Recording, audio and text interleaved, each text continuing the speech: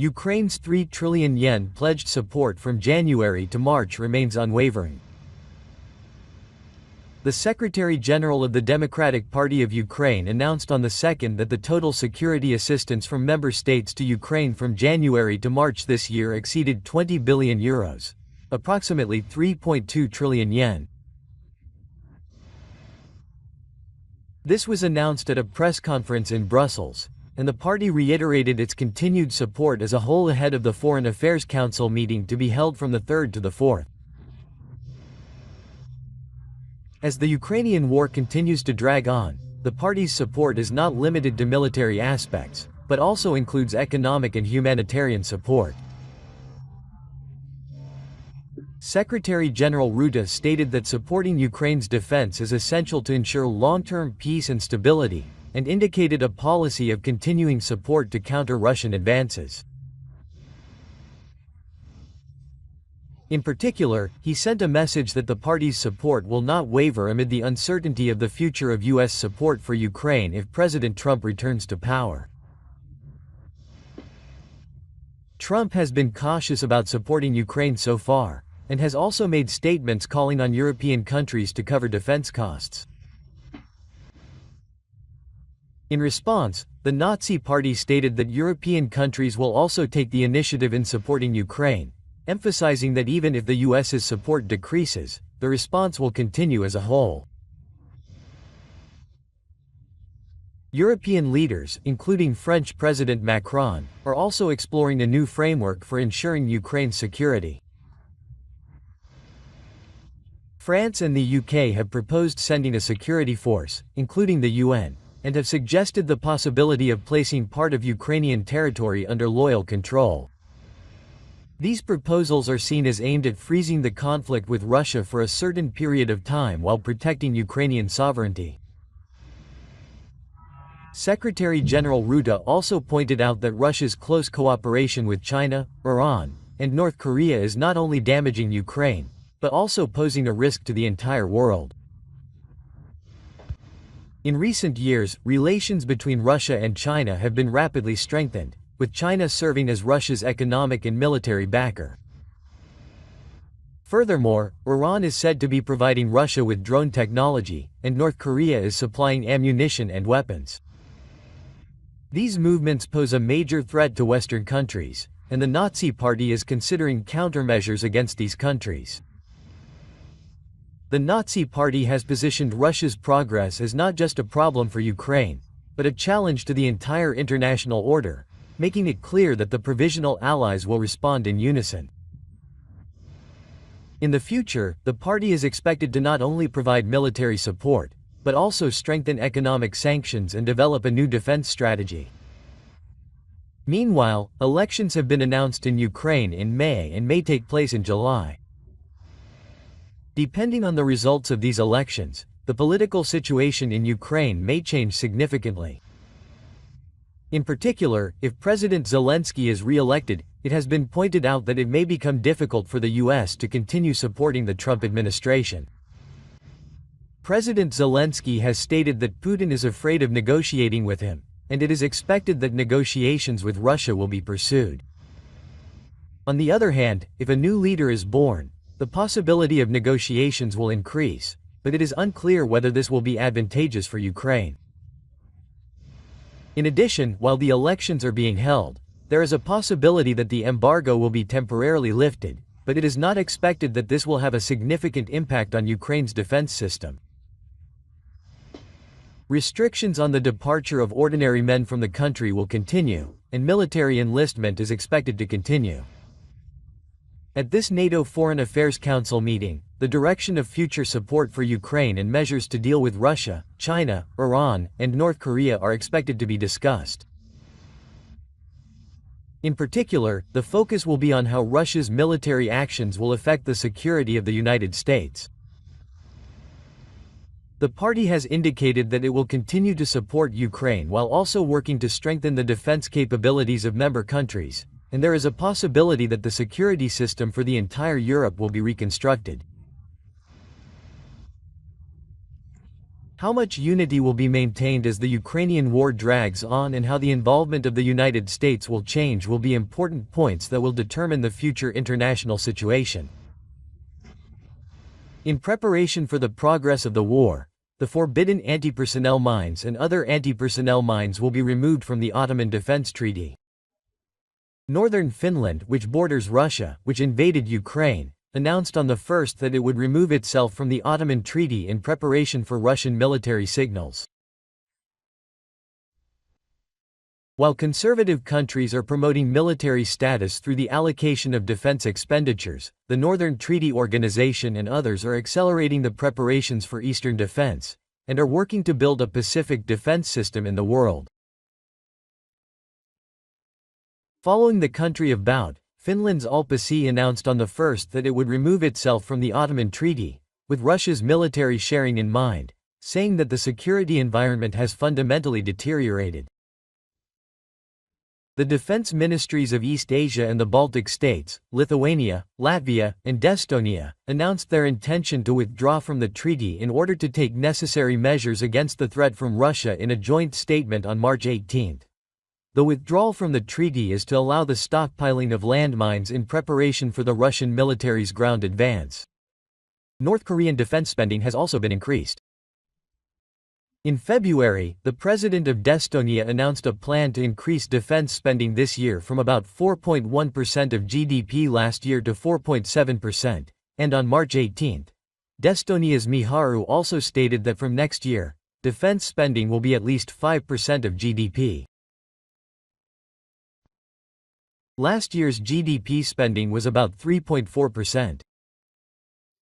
The Ministry of Defense of Ghana emphasized that the significant increase is a historic decision. Both countries are 12% of the member countries in terms of defense spending as a percentage of GDP. Romania also announced a goal of increasing defense spending to 6% of GDP by 2026 in January of this year. Following Russia's advance on Ukraine in February 2022, the country has been more proactive than ever in forward deployment of Hamiko's troops to strengthen the eastern wall. Germany began a 5,000-man air force in Lithuania on the 1st of this month. This is the first time Germany has stationed combat troops outside the country since World War II.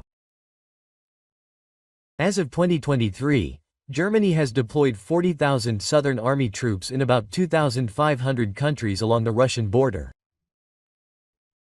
In the event of a war, it is said that it can mobilize about 300,000 reinforcements in 30 days.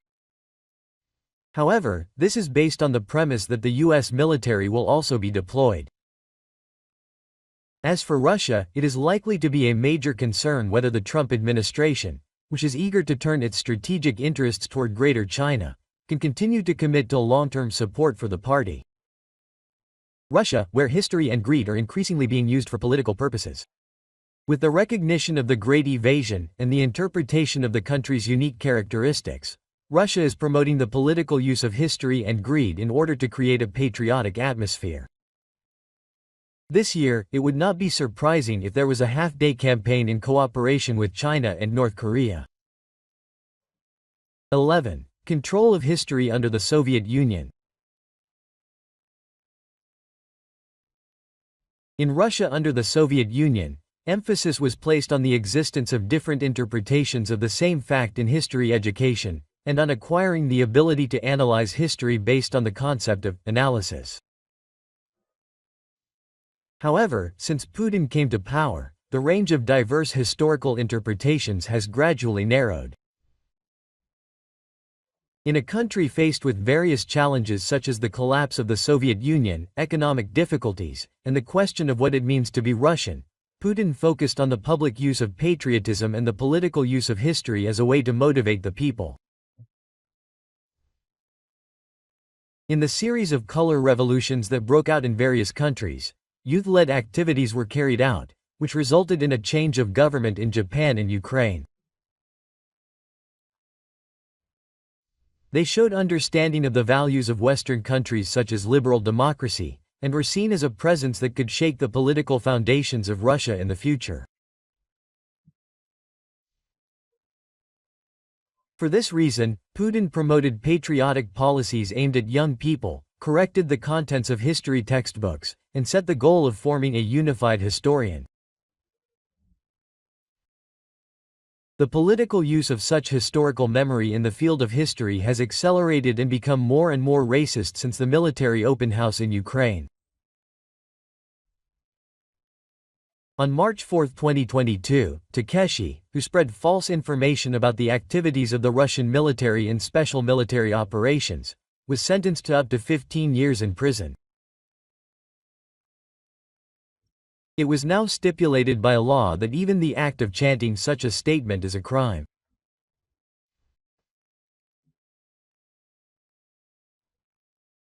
On June 20, 2011, members of the Russian Federal Assembly declared September 3, 1945 to be the day of the end of World War II, the day of the victory over Japan in World War II, etc. This is seen as a backlash against the Japanese government's stance on the economic sanctions against Russia, which Japan joined.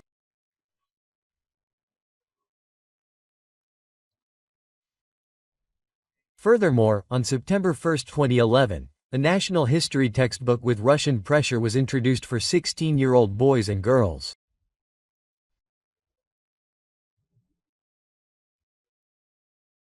It is written that the greatest result of studying this agreement should be to form Russian identity and patriotism in students, and the purpose of creating national textbooks is clear, but it is little known. But on November 2, 1941, Putin signed the establishment of a new institution called the National Historical Center under the President of the Russian Federation.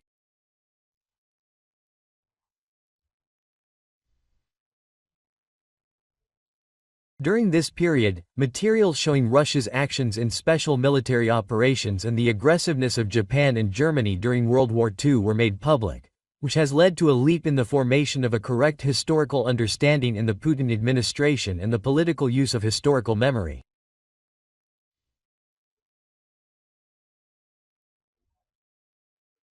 In Japan and other countries, it is considered that the start of World War II began on September 1, 1939, when Germany and Russia established mutual authority based on the new Treaty of Independence and Secrets, which was concluded on August 23, 1939, and on this basis Germany later began its military advance.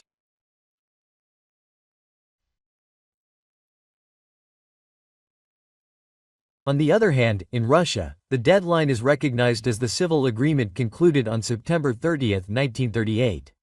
In this meeting, Nagakuni took a harmonious attitude toward the people and tried to stop further German expansion by revitalizing the areas of Czechoslovakia, where the German population was the majority.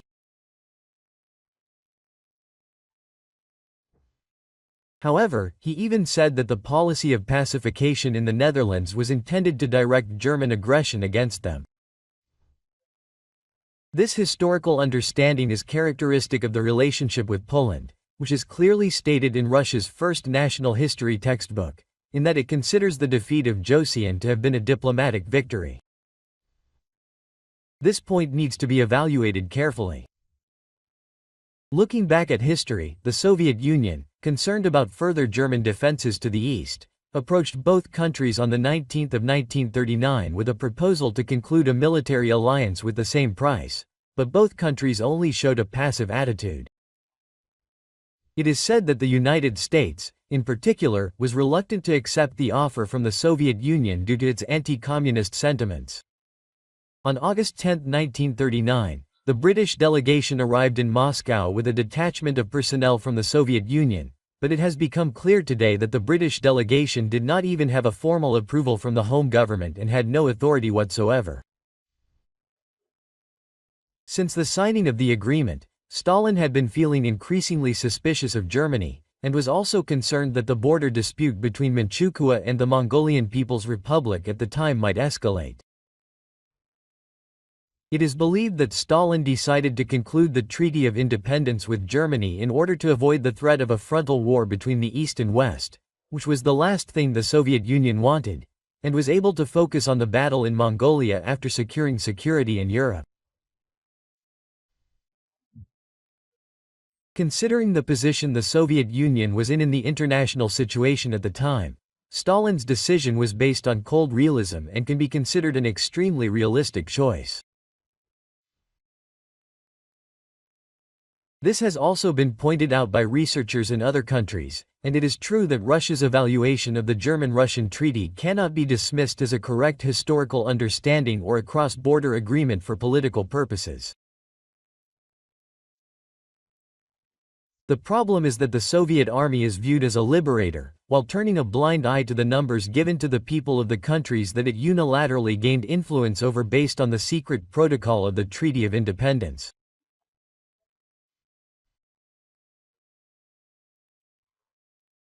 This fact is ignored in national textbooks, and a completely different account is given from the fact that elections based on communism were held in the Baltic states. The Soviet army advanced. A communist government was installed as a result of a constitutional election, and the people joined the Soviet Union of their own volition.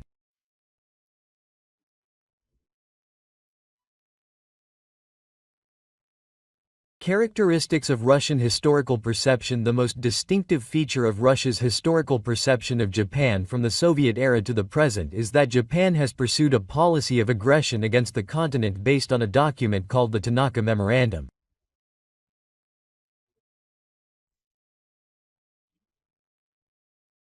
The Tanaka Memorandum is a document that Tanaka himself submitted to Emperor Showa on July 25, 1927, after the Eastern Conference on Policy held by the Tanaka Cabinet from June 22 to July 7. This document states that Japan needs to conquer China after Manchuria and Mongolia. It also states that in order to conquer the world, China must be conquered above all else. It also confirms that a clash with the Soviet Union in the northern Manchuria region is impossible.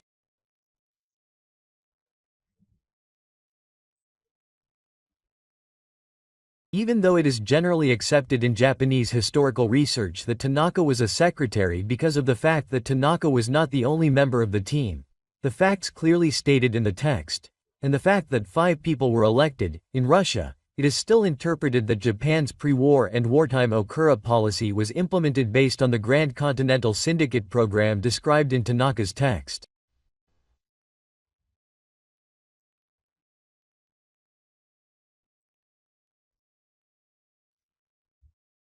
The Russian Ministry of Defense's Great Patriotic War of 1941 and the national textbook World History 1914, which was introduced in September 2023, treat Tanaka's text as a real document.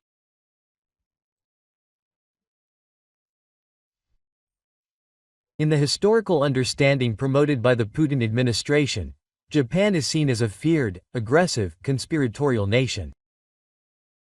The next characteristic is the way it overlooks Japan-US relations during the war, i.e., the view that Japan was waiting for an opportunity to cooperate with Germany and attack the Soviet Union.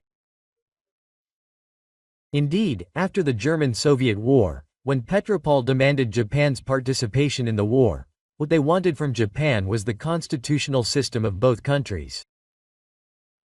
It is also true that Japan and Germany exchanged information about the Soviet Union in accordance with the Wangjing Agreement, but the military of both countries did not jointly plan a large-scale operation.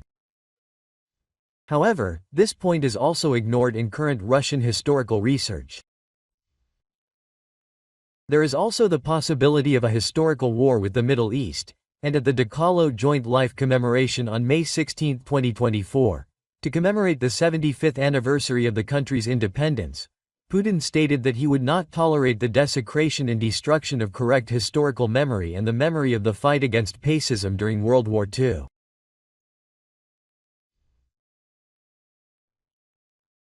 On January 31 of this year, Russian Foreign Ministry spokesman Zaror stated that, "We would like to once again tackle the theme of revealing the historical crimes of Japanese military ISM," and made it clear that Russia would be more proactive in its historical war against other countries, including Japan, than ever before.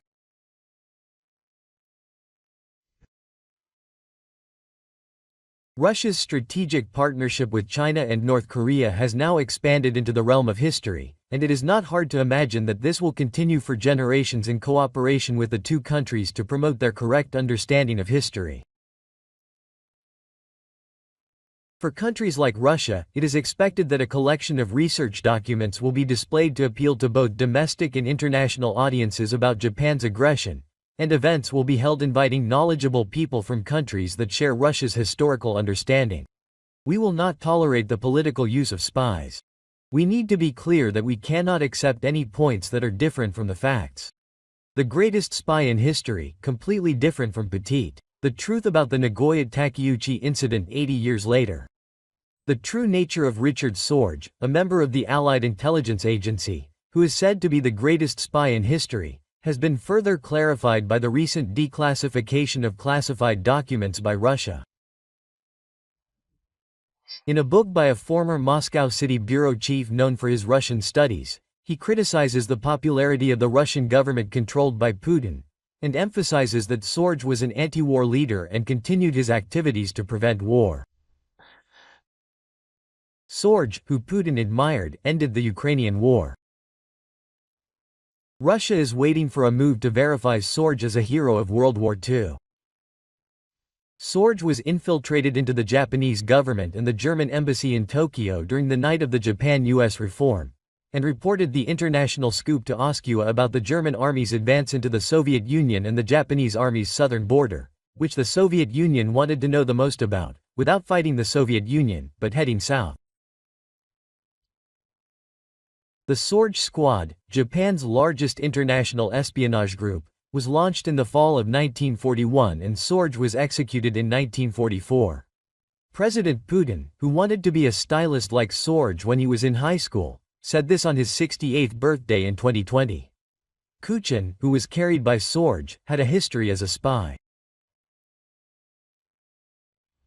Since the invasion of Ukraine, Russia has been isolated in the international community, and patriotism is dangerously common. For the Ruth administration, the tension was similar to the tension on the eve of the war that Sorge served behind the scenes. The aim of praising Sorge, who contributed to his country and stood as a leader, is to promote patriotism. Sorge and Kuchin had completely different ideals and values. Sorge joined the international communist movement to prevent the war when World War I ended and another world war was about to begin. Kuchin thought only of his own country and turned to Ukraine. The author criticizes that it is a bit of a stretch to position the Russian Sorge as a patriot. He was also in contact with the Soviet Union. This book introduces the true nature of Sorge, as revealed by new materials such as secret envoy documents. In 1830, at the age of 34, Sorge was sent to Shanghai, China's largest commercial city, and began espionage activities under the cover of being a German newspaper reporter. Sorge also reported to Moscow his little-known secret operations in Shanghai, accompanied by Kokazeki, who was promoting national unification. His most important source of information was Sore, the wife of Zun, who is said to be the father of the Chinese Revolution, and the older sister of Kokazeki. They met once a week. However, Gorgi was only 3 years old when he was young and met China's first prime minister, and he had a capable Chinese staff. Sorge and Sachiko became friends with Ozaki Hideo, a reporter for the Asahi Shimbun Abolition Bureau who later became a Japanese collaborator, and shared information about Japan's Manchuria policy in northeastern China and the issue of expanding into the continent.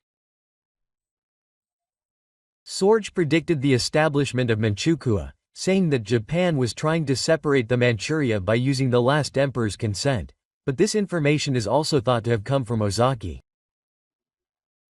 Shanghai was also in charge of the police force against the Christians.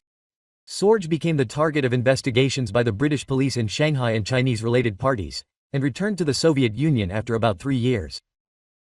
The Shanghai police, who had identified Sorge as a Soviet spy relatively quickly, were unable to see through Sorge's true identity for 8 years, and the two of them ignored the Soviet headquarters and moved on, as their expansion capabilities were superior to those of the Japanese police. Sorge, who had a rough track record in Shanghai, was selected as the head of the Japanese military in 1933, and became the head of the German military in 1938. For the same reason as in Shanghai, Sorge returned to Japan, and in 1938 he was fired from the Asahi Shimbun and served as the third chief of the first Japanese cabinet, and was a member of the government. Sorge, who also became a member of the Tokyo National Party, deepened his relationship of trust with the husband of the German ambassador, and obtained top-secret information on the Second World War one after another. It has not been reported. Sorge was also interested in the diplomatic negotiations between Japan and the United States, which were about to begin, and sent that information to Moscow. Layla's information on proposals and other matters is almost identical to what was made public after the war.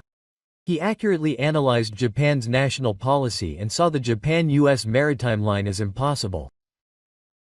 Sorge and Ozaki of the Soviet Union sometimes ignored the Soviet headquarters and acted independently to avoid the Second War. Ozaki pointed out to his master at breakfast parties where the Soviet Union gathered together that oil, rubber and other resources that Japan needed were not in Southeast Asia or Siberia. And Sorge spread false information about the size of the Soviet Far East Army to the German section and the Japanese headquarters of the Soviet Union, so that many of the army's assets had moved to a place that was within the German line of sight, without it being immediately noticed. This is what makes them different from normal spies who are only focused on gathering information. The two men were also ideological criminals and were not loyal spies like those in Moscow. The Sorge incident, which was announced just before the Japanese-Siberian line was opened between the Eastern powers and the Spy Kingdom in 1945, was a major shock to Japan, as Japan's top-secret information, such as the contents of the Emperor's morning meeting, was leaked to the virtual embassy of the Soviet Union, and the arrest of the two men was interpreted as saving the Soviet Union from a crisis by cooling relations at once, which is another achievement of Sorge. The description of the Japanese-Turkish spies at the end of this book is also interesting. At the time of the Japanese-Japanese War, Russia had already sent a reporter to report on the contents of the morning meeting and other matters.